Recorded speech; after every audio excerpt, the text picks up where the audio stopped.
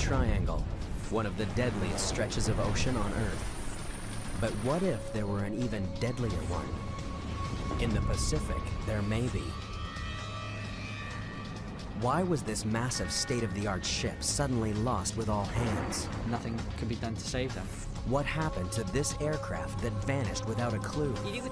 I think an entrance to another dimension opened in this area.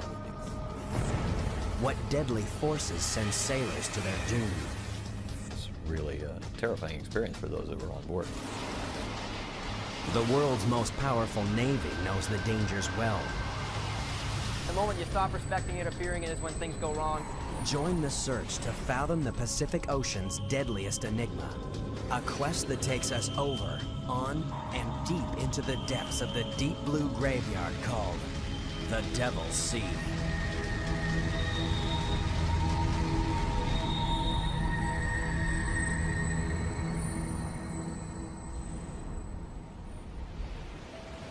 September 8th, 1980.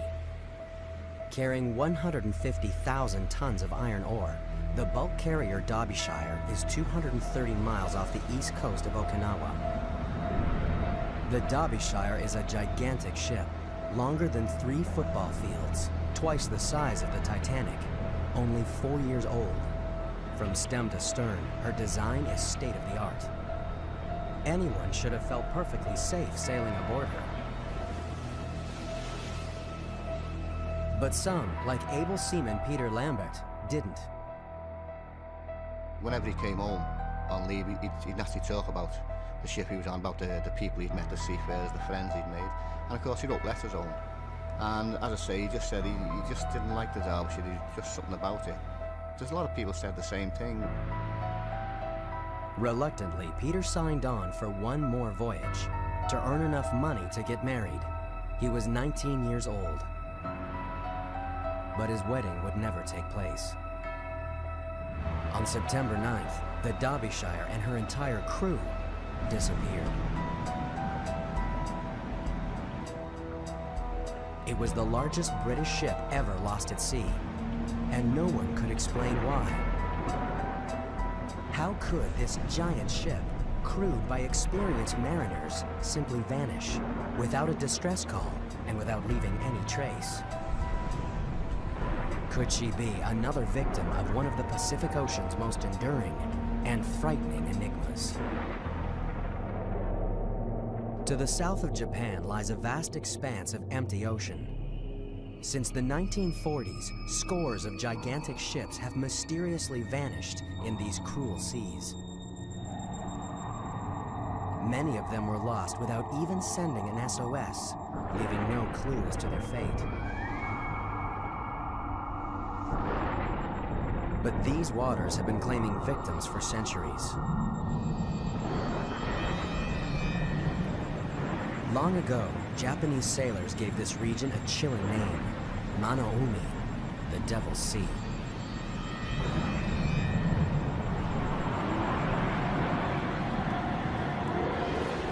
Japanese legends tell of unknown forces that overpower the strongest of ships, and great sea monsters that drag sailors to their death.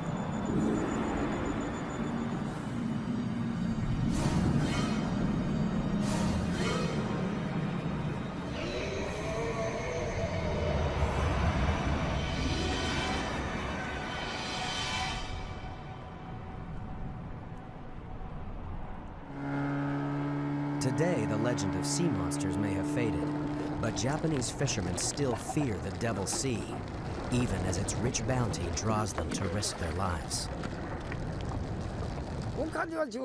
A Devil's Sea is also an abundant sea. Fish always cluster here. These seas are very different from other places. Waves change quickly and unpredictably. So if you're relaxed on a boat in these places, you will get into trouble. Intrigued by persistent reports of mysterious disappearances, some have searched for patterns that might solve the enigma of the Devil's Sea. Some claim that when plotted on a map, the modern disappearances form a triangle of doom.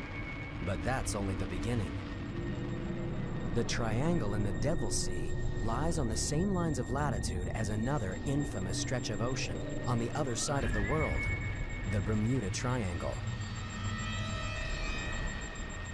Could this be more than coincidence? Could the Devil's Sea be another Bermuda Triangle, or even deadlier than the Bermuda Triangle? There are those who think it might be. Author and expert in paranormal phenomena, Professor Junichi Yaoi has controversial theories about why so many ships have disappeared in the Devil's Sea. There are many possible answers for this.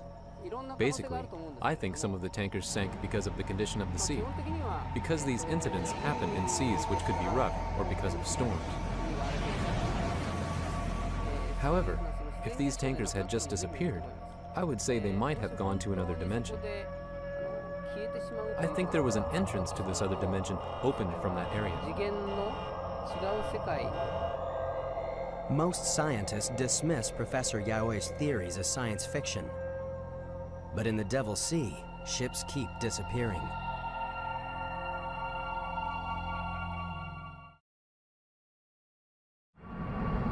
January 2002. The MV Linjie, a Chinese freighter with 19 crew on board, fails to arrive at the Japanese port of Kagoshima.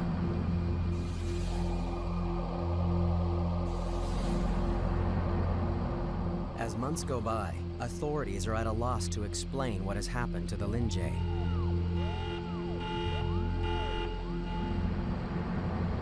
She has disappeared without a distress call and without leaving any signs of her fate.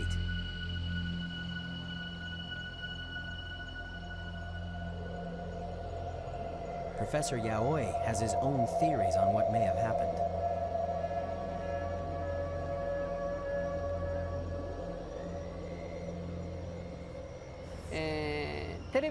Let me explain it with an easy example. Imagine a radio wave. TV programs, such as a drama, a documentary, and news are made in a studio. When these programs are broadcast, their mode is changed to a radio wave, which we can't see nor touch. So what I'm telling you is maybe the different dimension is here in the place we live, but we just can't see nor touch it.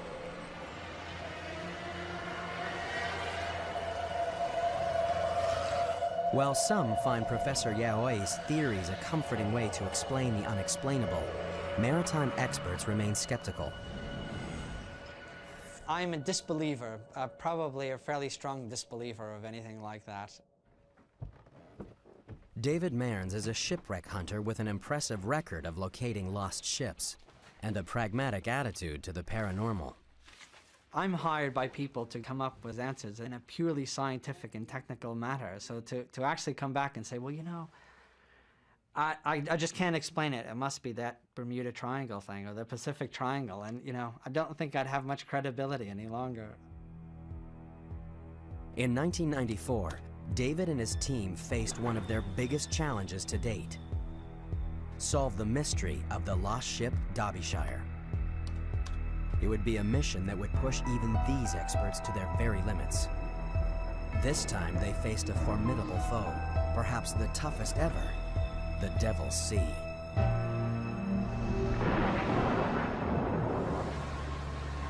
The crews of Patrol Squadron 47 know how hard it is to find anything on this featureless ocean.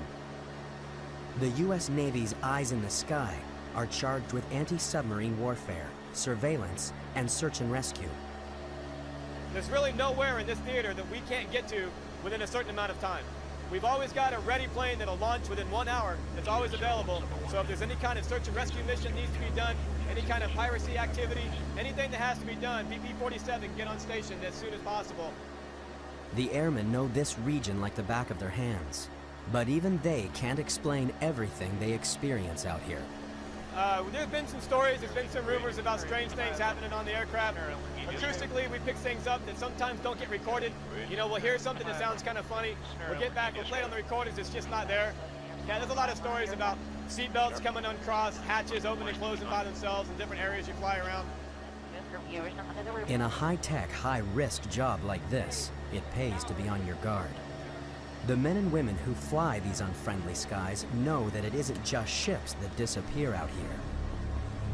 The skies over the Devil's Sea have claimed their share of planes. One mysterious disappearance more than any other haunts the crews that fly here every day. March 22nd, 1957, 4:48 a.m. A USAF C-97 Stratofreighter departs Wake Island, bound for Tokyo International Airport with 67 military personnel on board.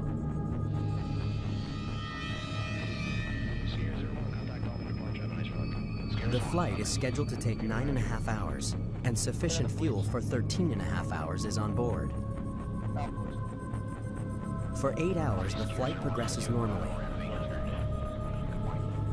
At 2:30 p.m., the pilot radios an estimated arrival time of 5 p.m. and adds that all equipment is functioning normally. Weather in the region is good. Flying conditions are nearly perfect. An hour and 15 minutes later, the pilot radios that he's 200 miles from Tokyo. Air traffic controllers expected the aircraft to arrive within 2 hours. But the C-97 never touches down at the airfield.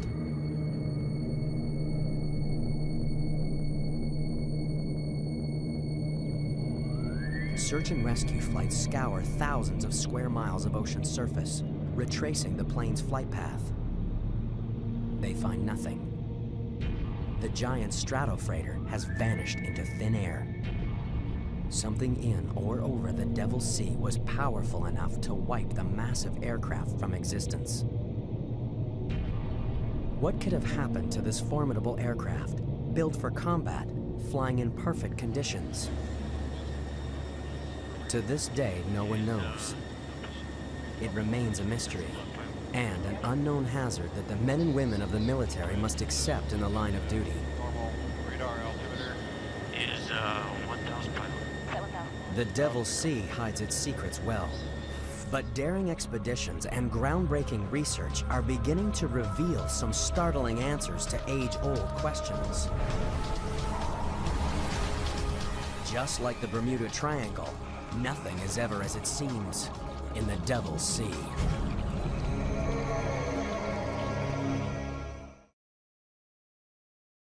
The Devil's Sea, south of Japan, has earned a reputation as a Bermuda Triangle of the Pacific. Giant ships sailing through these waters have disappeared suddenly and without a trace.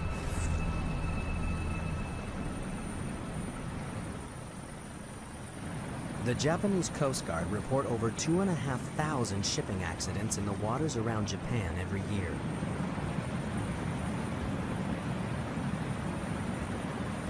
These deadly waters are vast and unforgiving. The chances of finding a ship lost out here makes finding a needle in a haystack look easy.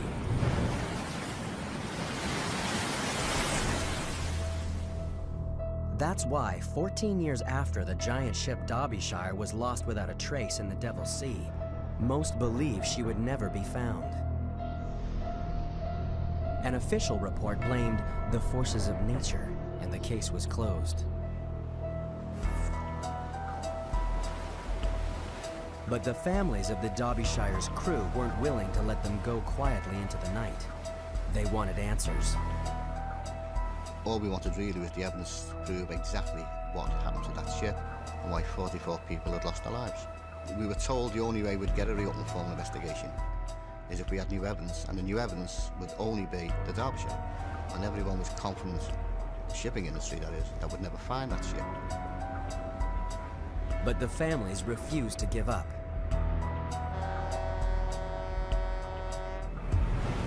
In July 1994, an expedition team led by David Mearns of Oceaneering Technologies headed into the Devil's Sea, convinced that they could crack the case.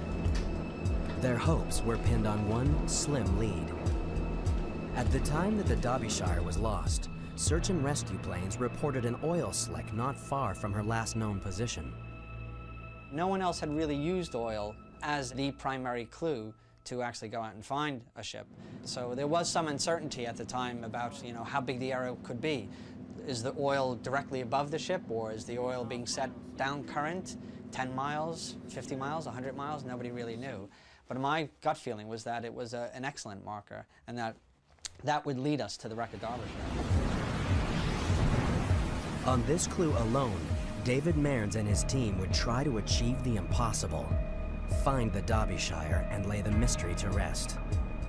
It was one thing to mount a search, but on this vast and violent ocean, the odds of finding Derbyshire were astronomical.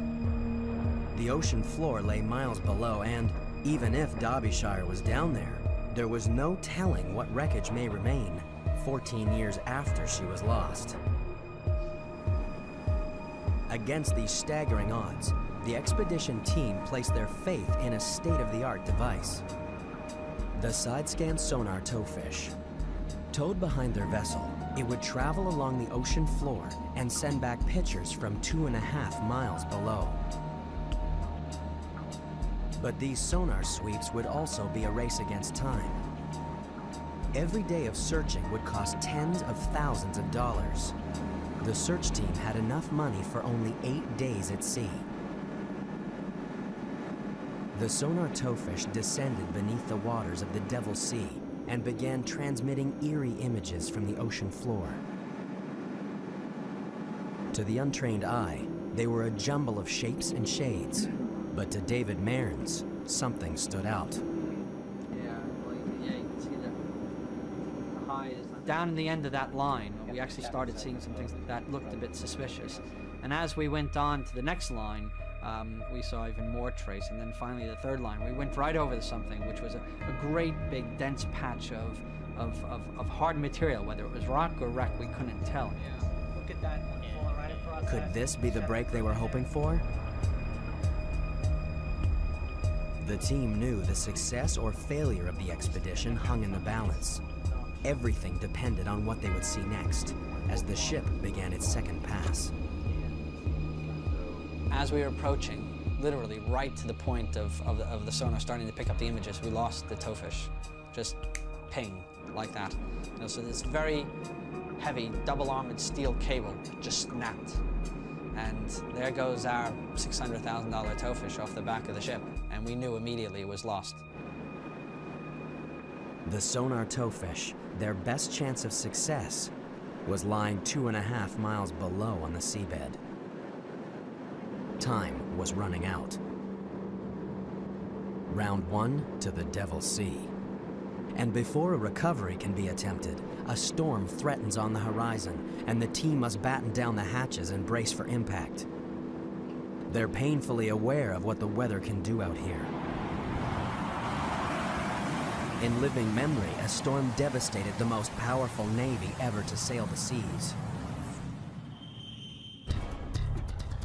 Today, that same navy is armed with awesome technology and steeled by the lessons of history.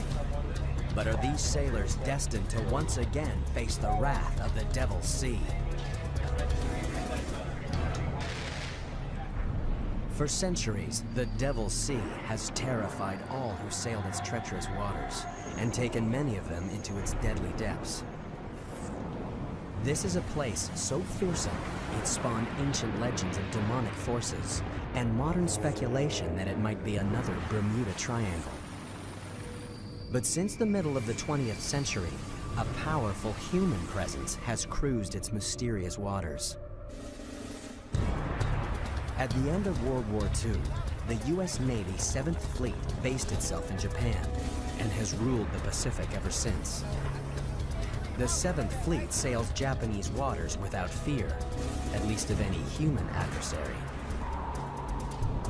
But these sailors know that if you drop your guard, the Devil's Sea can turn on you in the blink of an eye. A lot of times you have fair winds and following seas. That's as good as you get. You look out here on the horizon and stuff, we got a nice breeze, sun's shining. You know, if I wasn't in the Navy, I'd probably be out here getting a tan right now. But we could walk out here 4 hours from now and bam, just like that. It seems like the devil's beating his wife, so you never know what's gonna happen. To survive in the Devil's Sea, you have to know what it's about to throw at you. In this danger zone, the Top Guns aren't fighter pilots, but a handful of meteorologists who scan the sea and sky for any sign of trouble. For these men, failure is not an option. The slightest error could take them into the path of danger, and some of the most murderous weather the planet could generate will slam into their ships. It seems incredible that these powerful warships, built to repel the most daunting foes, could be so vulnerable to the assaults of nature. But the Devil's Sea has already shown what it can do to them. A tragedy that still haunts the Navy.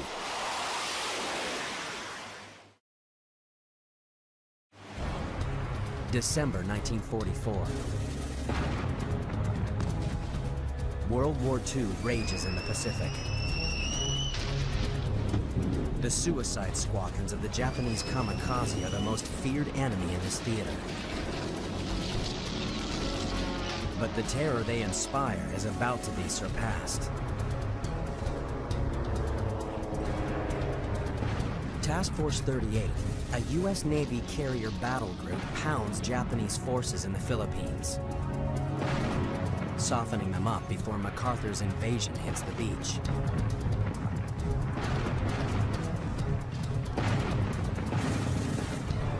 After 3 days of bombarding the enemy, they must break off the attack and steam into formation to refuel. But just over the horizon, a deadly force is gathering strength. A force far more destructive than anything the Japanese could throw at them. As the ships struggle to refuel in growing seas, they're stalked by the growing fury of a powerful typhoon. There's nowhere to hide as the storm strikes. Suddenly, the sailors of Task Force 38 are thrown into the fight of their lives. The seas were described as mountainous, very high seas, and of course the ships were rolling and pitching. The wind was between 50 and 75 knots with gusts of as much as 120. So the noise level was terrific, and of course the ships were moving from side to side and up and down. It was really a terrifying experience for those that were on board. In fact, there were some sailors who had faced the kamikaze menace and found that the typhoon was probably the worst experience of their lives. For the men of Task Force 38, the next 24 hours were a living hell. Storm-force winds and 60-foot waves pounded them, capsizing 3 destroyers, badly mauling 16 other ships, sweeping more than 200 planes off the carriers, starting raging fires below decks. When it was over, 765 American sailors were dead. It was the U.S. Navy's worst natural disaster of the 20th century. The mighty fleet limped back to port, bearing the scars of battle. The murderous typhoon had caught Task Force 38 by surprise. To prevent a disaster like this from ever happening again, the Navy set up weather forecasting stations throughout the Pacific. Today, the U.S. Navy Meteorological and Oceanographic Command in Yokosuka, Japan, is on high alert. There's a powerful typhoon brewing in the Devil's Sea. This deadly region is a typhoon factory. Its warm waters can generate as many as 30 killer storms in a year, maelstroms of 200-mile-per-hour winds, and waves up to 60 feet high, racing at 50 miles per hour across the sea, devastating everything in their path. Maximum seas associated with the storm at this time are about 28 feet. So we're keeping ships well clear of that area. We're keeping ships well clear of the coast of China, and they're expecting that storm to maintain winds of about 80 knots at gusts, 105 knots as it progresses west. When the winds surpass 170 knots, or 195 miles per hour, a typhoon becomes a super typhoon, one of nature's most devastating forces, and a naval forecaster's worst nightmare.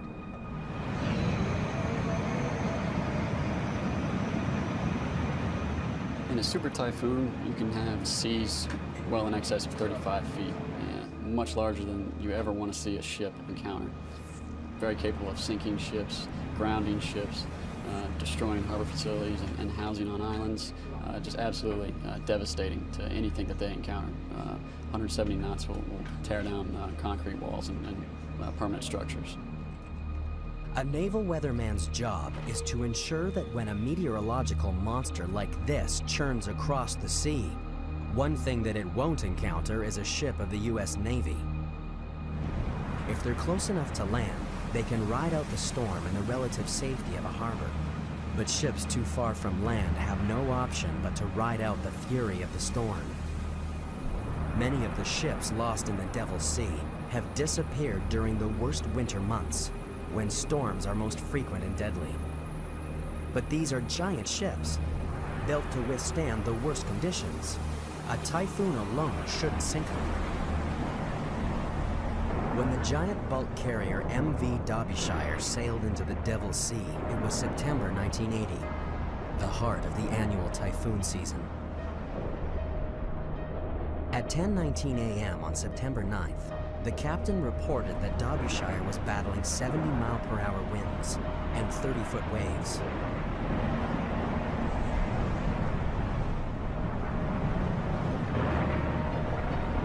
But the captain wasn't especially worried.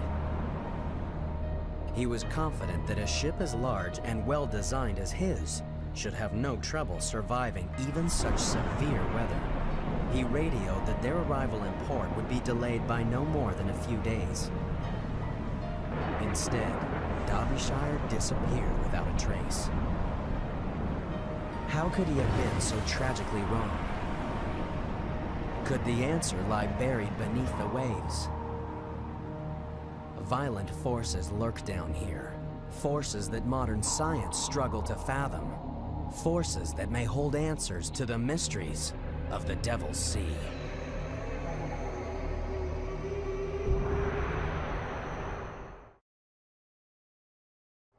Some call Japan's Devil's Sea the Bermuda Triangle of the Pacific. Ships and airplanes vanish here without a trace. Could the answers to the mysteries lie here, far beneath the stormy surface? Down here lurk powerful, deadly forces. Forces that imperil all who sail on or under the Devil's Sea.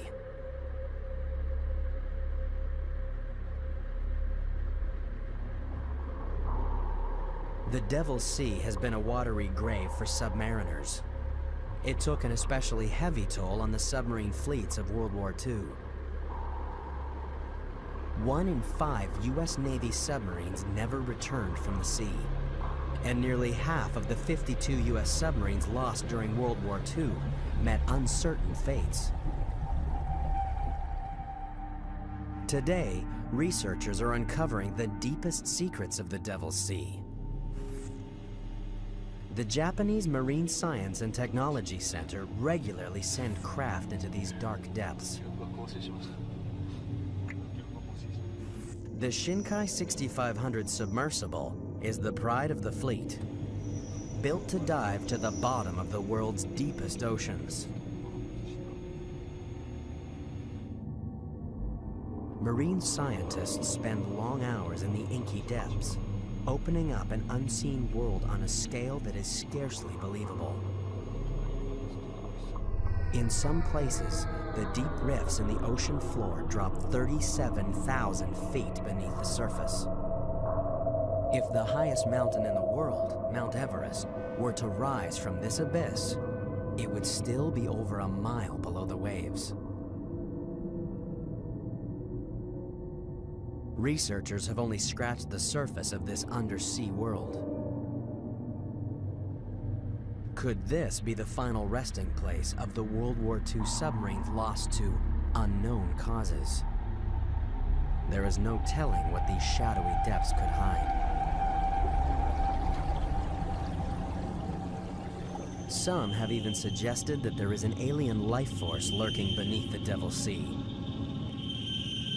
One account from a Russian research scientist was widely reported in the paranormal press. On August 18, 1980, The Soviet vessel Vladimir Vobirov was returning from a research mission off the coast of Japan. Expedition leader Professor Platonov claimed he was on watch when suddenly an unidentified submerged object burst from the sea and circled the ship. According to the professor, it was cylindrical in shape and scorched the area with a blinding blue light.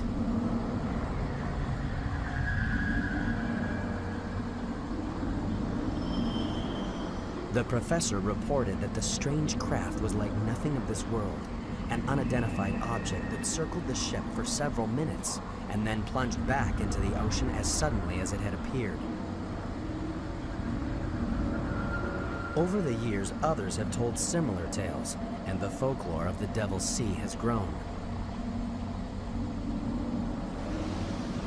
But there are other explanations for strange objects bursting from the water. Japanese scientists dismissed the notion of an undersea alien life force. To be honest, almost all phenomena are explainable through our knowledge, and I have never seen such a strange phenomenon. So what power of nature could send objects shooting to the surface miles above? One answer can be found at the western depths of the Devil's Sea, where the Earth's molten core threatens to break through the fragile crust.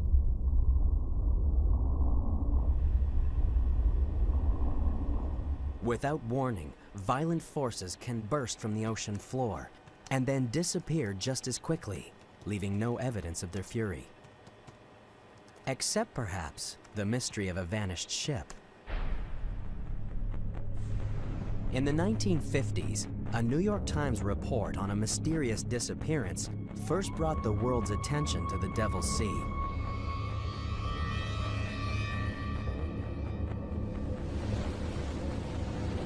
September 23, 1952, the Kayumaru 5, a Japanese Coast Guard research vessel with 31 crew aboard, heads for the Myojin Reef in the Devil's Sea to monitor strange underwater activity.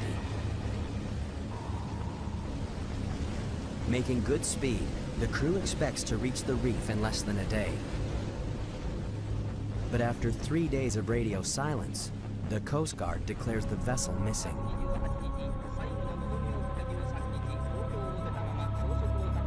Ships in the area change course to search for survivors. None of the Kayumaru's crew is found. The mystery deepens until, by chance, the searchers witness a violent natural phenomenon.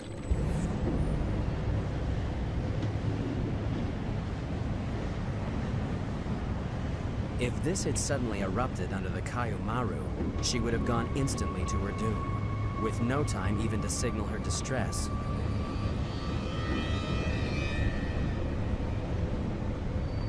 Searchers found a few scraps of wreckage, but none of them bore a ship's name, and there were no survivors to tell their tale.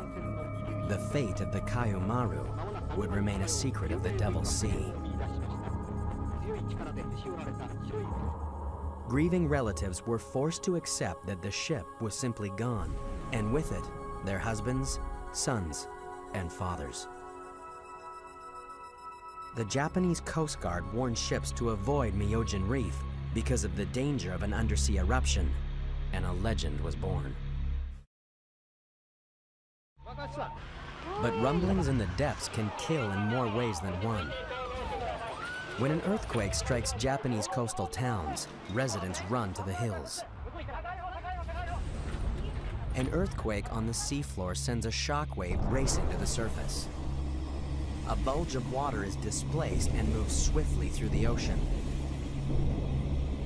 This irresistible force is the tsunami, the deadliest of waves. In the open ocean, tsunami waves can travel at over 500 miles per hour.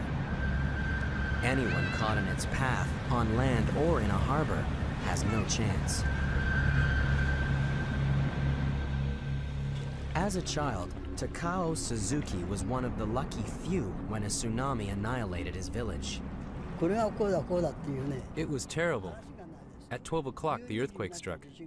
A few minutes later, the tsunami came. People tried to escape, The people who died were not so far away from us, but they were killed.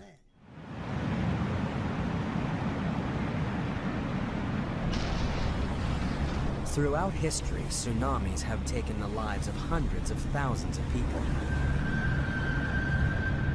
Today, tsunamis still wreak havoc along the coast of Japan.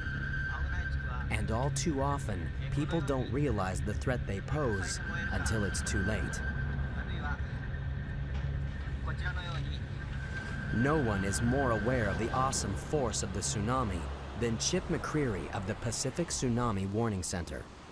Even a 10-foot tsunami is quite destructive because sea level will rise by 10 feet and it'll stay high for 5 minutes, 10 minutes, 15 minutes. And during that time period, of course, a lot of water rushes on shore, and it can rush on shore with a high velocity. This not only floods areas, but the force of the water knocks things down and picks up debris, which in turn acts as battering rams. It's no wonder that some have suggested that these monster waves could be responsible for the ships missing in the Devil's Sea. But those who know the tsunami best say it's unlikely.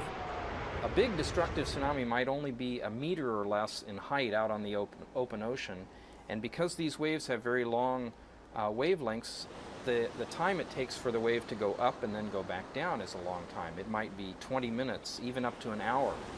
So this slow rise and fall of the sea out in the middle of the ocean is quite unnoticed.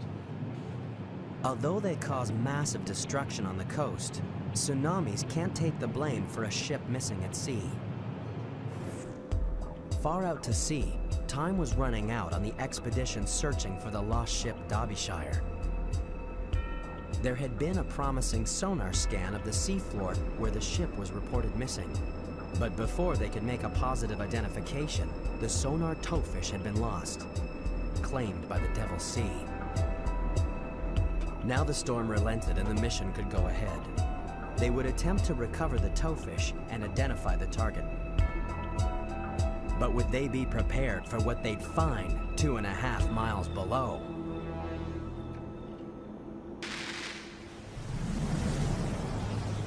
Nothing is safe in the Devil's Sea, thought by some to be the Bermuda Triangle of the Pacific.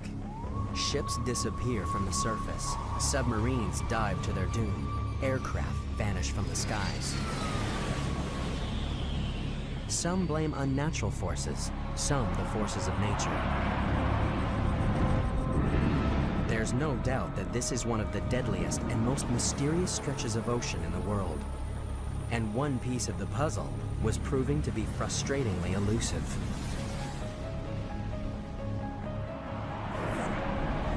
The Devil's Sea had foiled one attempt to solve the mystery of the lost ship Derbyshire. The expedition team had lost their sonar towfish just as it was beginning to transmit images of a suspicious formation on the ocean floor. Now they would launch a rescue mission. A desperate attempt to recover the towfish and identify the target below.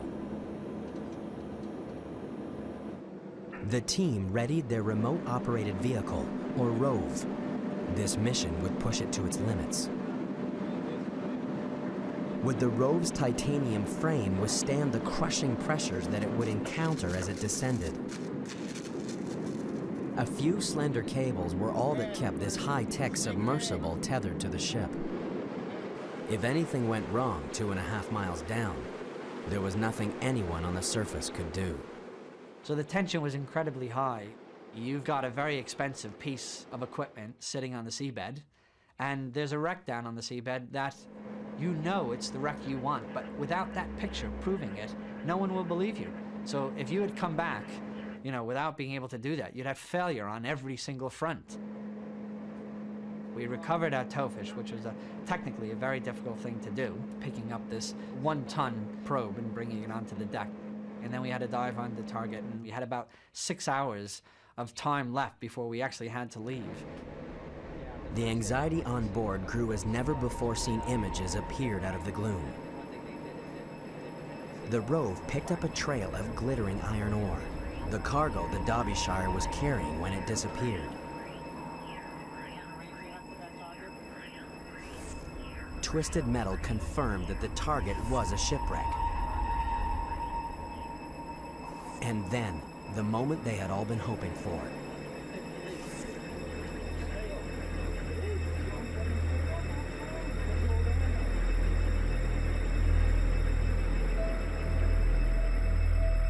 Proof at last that the mighty ship had not simply disappeared, that behind this mystery at least, there lay an answer.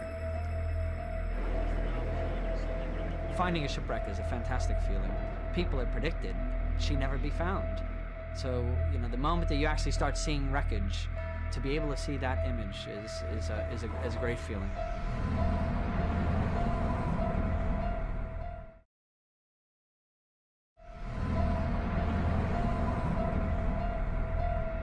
For Paul Lambert of the Derbyshire Family Association, the news brought relief and a sudden crushing sense of loss.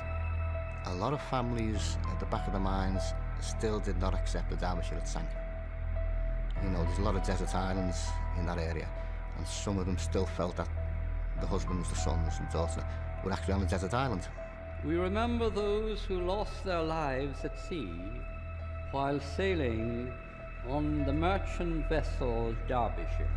And when you actually find the ship, then that belief is taken away. So there's a lot of mixed emotions, you know, the sudden reality that, you know, the loved one wasn't coming home. Even though it was 14 years after the ship had sank, they still held on to that belief. Geoffrey Victor Underhill. After 14 painful years, the families of the disappeared had the answers they'd been searching for. Raymond William Taylor. Peter Lambert. Nigel Coates. Against the odds and confounding the critics, David Mearns and his team had achieved the impossible. They had found the twisted remains of the Derbyshire. But the question remained, what catastrophic event could have sent her to the bottom? The findings of the expedition helped maritime experts piece together the doomed ship's final moments. Derbyshire was caught in a typhoon she couldn't outrun. The storm waves were almost exactly the same length as the ship, so as Derbyshire descended down each wave, it pushed her bow into the next one. As wave after wave rolled over her, they tore away her bow fittings and flooded her forward hold. Now the bow is actually biting into the waves, and they probably knew at that time they were in real trouble. They could feel it. An experienced master and crew could actually feel the sluggishness of the vessel rising to the waves, because they know the forward section is now being flooded. With her bow held underwater, it was only a matter of time before the waves stove in cargo hatches 1 and 2, and the ship began a descent from which she could never recover. The relentless sea tore her into 3 pieces and crushed her as she sank. The crew had no chance. There was no way for them to launch their lifeboats or to be saved in any way. They just had to hope that the ship somehow rode it out even while she was foundering. But I think there would have been some minutes there where they knew, possibly as many as 10 minutes, where they knew that that nothing could be done to save them.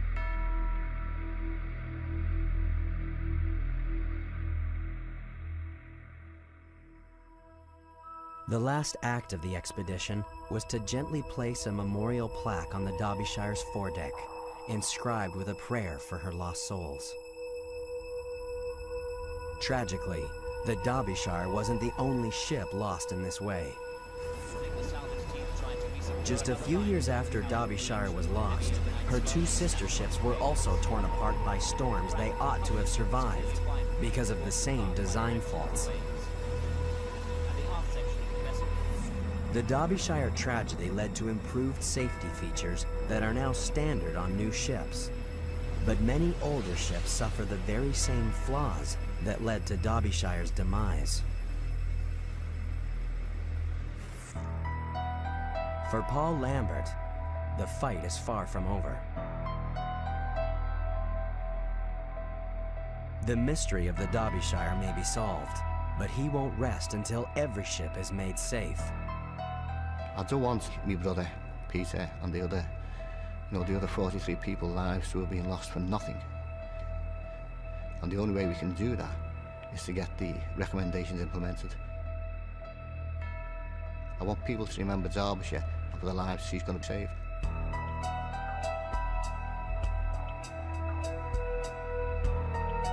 It may be cold comfort, but there is some comfort in the knowledge that many mysterious disappearances can be accounted for. And every mystery solved improves the odds for the thousands of seafarers who venture out onto the Devil's Sea every day.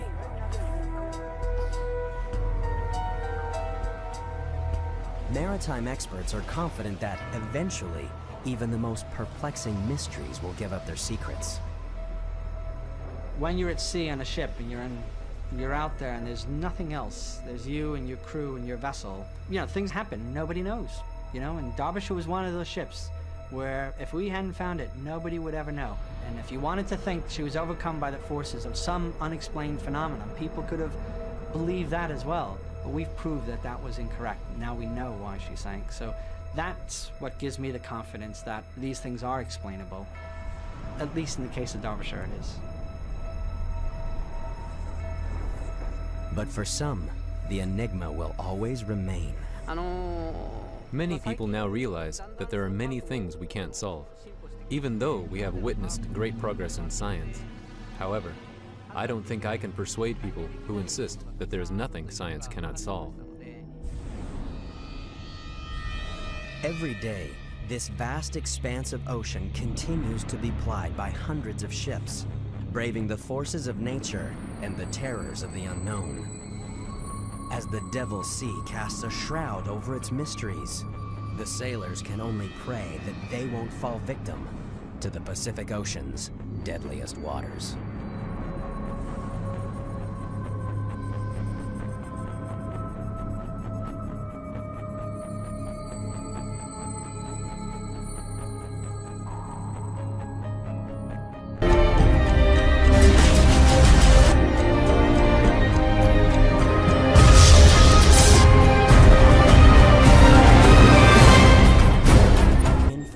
Of ocean on the other side of the world, the Bermuda Triangle. Could this be more than coincidence? Could the Devil's Sea be another Bermuda Triangle, or even deadlier than the Bermuda Triangle? There are those who think it might be. Author and expert in paranormal phenomena, Professor Junichi Yaoi has controversial theories about why so many ships have disappeared in the Devil's Sea. There are many possible answers for this. Basically, I think some of the tankers sank because of the condition of the sea, because these incidents happen in seas which could be rough, or because of storms. However, if these tankers had just disappeared, I would say they might have gone to another dimension. I think there was an entrance to this other dimension opened from that area. Most scientists dismiss Professor Yaoi's theories as science fiction. But in the Devil's Sea, ships keep disappearing.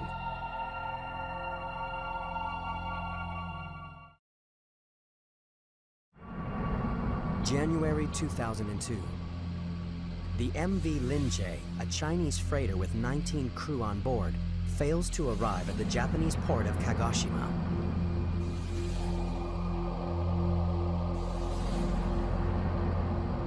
As months go by, authorities are at a loss to explain what has happened to the Linjie.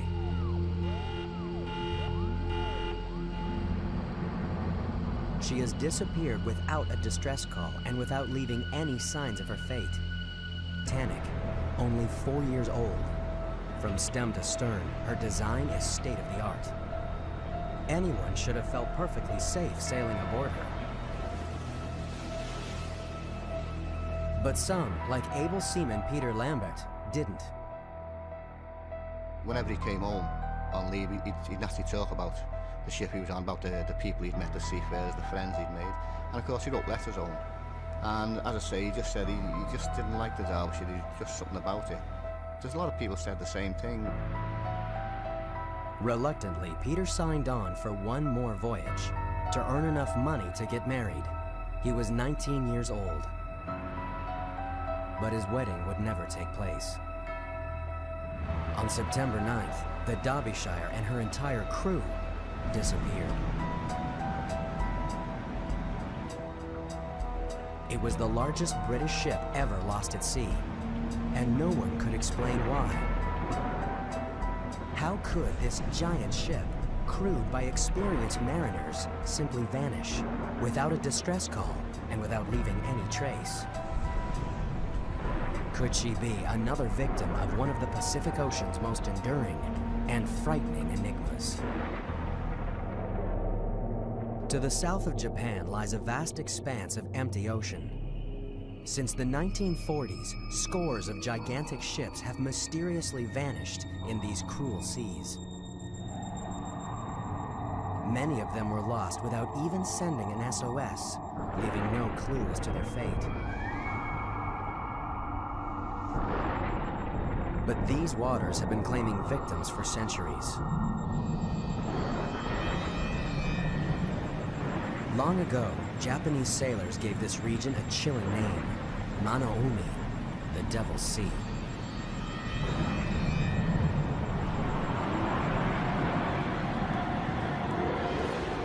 Japanese legends tell of unknown forces that overpower the strongest of ships, and great sea monsters that drag sailors to their death.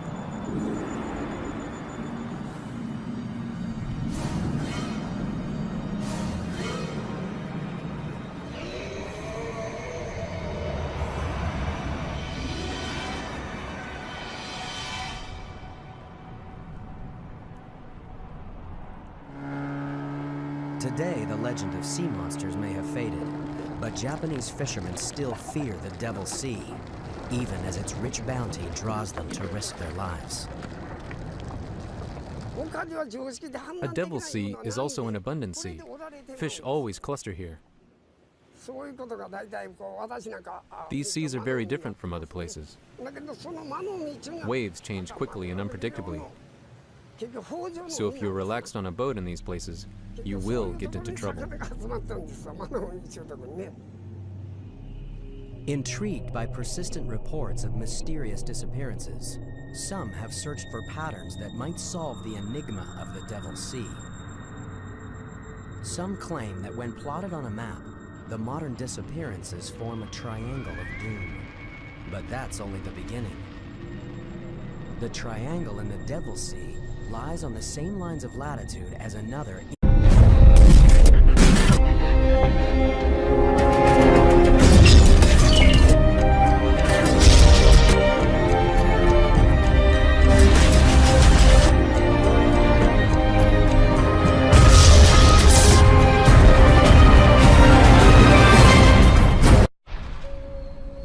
The Bermuda Triangle, one of the deadliest stretches of ocean on Earth.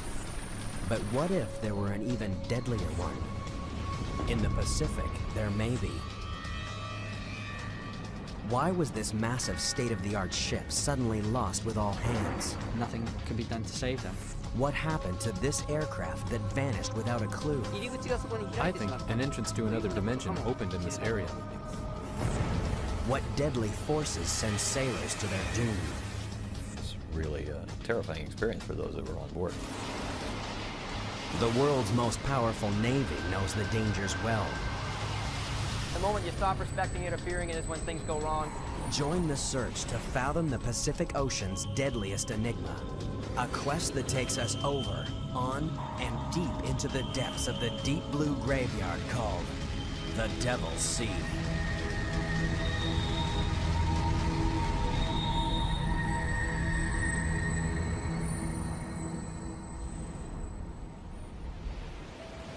September 8th, 1980. Carrying 150,000 tons of iron ore, the bulk carrier Derbyshire is 230 miles off the east coast of Okinawa. The Derbyshire is a gigantic ship, longer than 3 football fields, twice the size of the Titanic.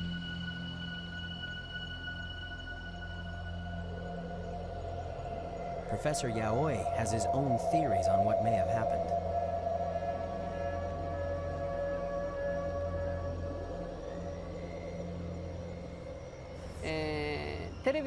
Let me explain it with an easy example. Imagine a radio wave. TV programs, such as a drama, a documentary, and news are made in a studio. When these programs are broadcast, their mode is changed to a radio wave, which we can't see nor touch.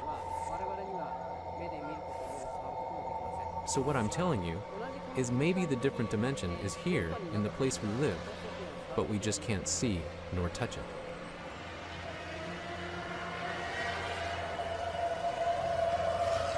While some find Professor Yaoi's theories a comforting way to explain the unexplainable, maritime experts remain skeptical. I'm a disbeliever, probably a fairly strong disbeliever of anything like that. David Mearns is a shipwreck hunter with an impressive record of locating lost ships and a pragmatic attitude to the paranormal.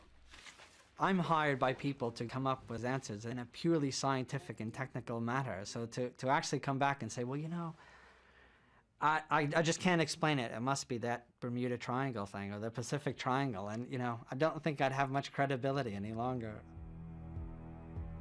In 1994, David and his team faced one of their biggest challenges to date: solve the mystery of the lost ship Derbyshire.